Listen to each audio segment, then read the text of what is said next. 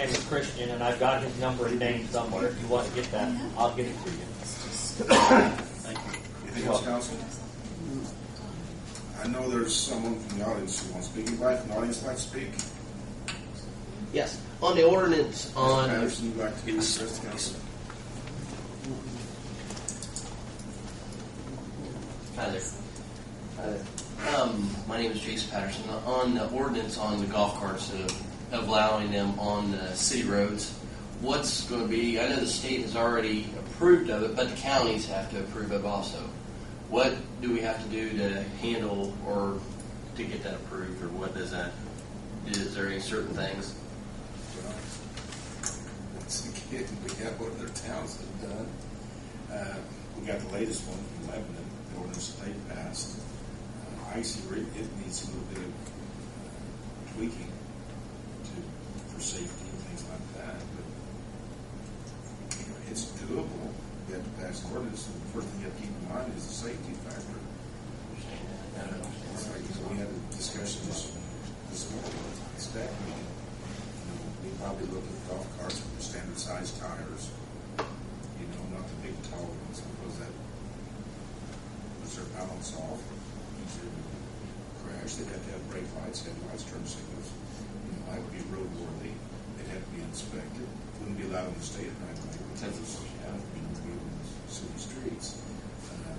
All the safety issues they probably have to be insured.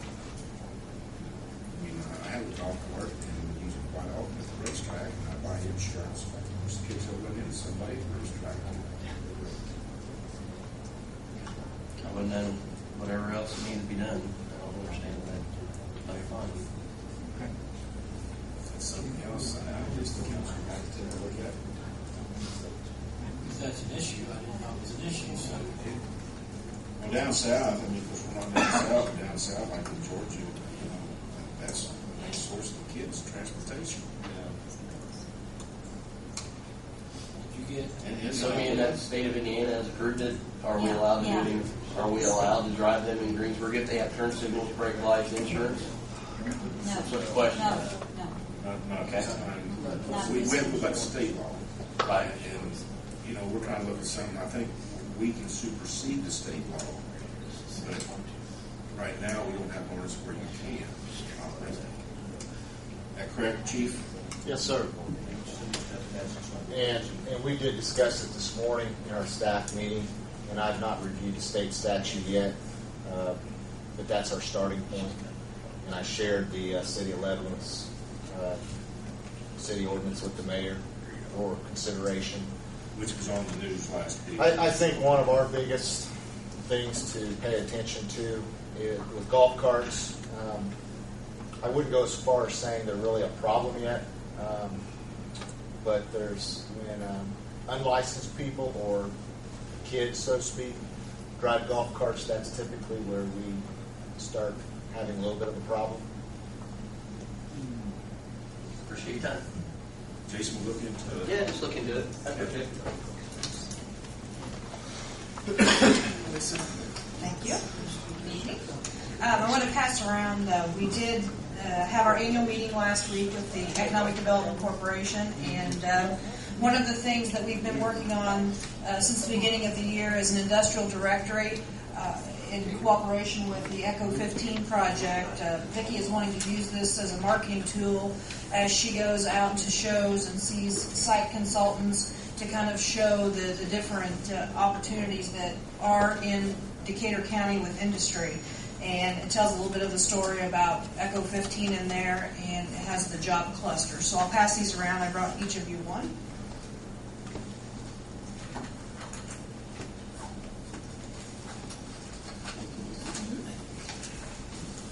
The other thing I brought for you this evening was a copy of our annual report. As I mentioned, we did have our annual meeting last week, and it went quite well. We had about 48 people in attendance.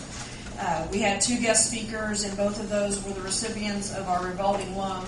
So High Point Orchard was one of our speaking folks, and the other was Jim Ponsler from the Busted Knuckle. And, I'll give you a copy of that as well.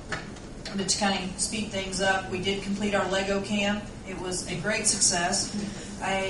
We had about 35 students that attended the Lego camp at the Greensburg Learning Center, and Dr. Giorfini did a fabulous job from Purdue University in really challenging those students. And the competition on that final day was very interesting, and I think all I've heard is positive feedback from that camp, and I already have people calling and asking when we're going to run the next one. So very excited about that and hoping to be able to continue to run programs such as that. We did receive the final approval from Okra that we have received the Bring IT Home for through the economic development. We filed it through the economic development, and that was a $25,000 grant that we will be receiving to build hotspots in our rural areas. I'm also working with Brian Robbins to keep downtown lit at all times, so that's another hotspot that we're working on. But we are working closely with Enhanced Telecommunications. They are our partner on this grant.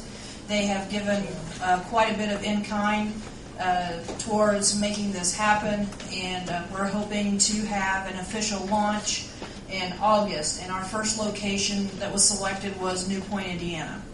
So the hotspot will be in the community center, and we're looking. I hated that the kids all left because I was thinking I have a great target audience here tonight, but we're looking for students that would like to become ambassadors and learn, or actually they would be the ones that end up, teaching the technical side of it, building websites for small businesses and things like that. So we're hoping to see this program go through every community if possible. We're targeting community centers, and we're targeting some of the new fire stations that are out there, which would be ideal spots for some of for this technology and for these opportunities for our residents. And if you have any questions on that, we're putting together a vision team at this time, and I would love for someone from the council, and the mayor and I have spoke about this, or I'd love to have him a part of it as well, to sit on our vision team to see how far we can take this. There's lots of other things to report, but I know the night's already been long for you all, and we just like to give you a monthly update of what's happening at the EDC. Thanks, Lisa. All right. Appreciate it.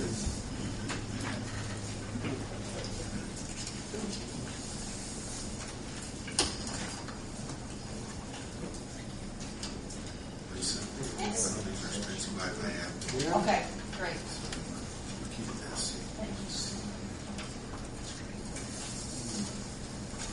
Anyone else in the audience? Yeah, no. I entertain a motion to adjourn. So moved.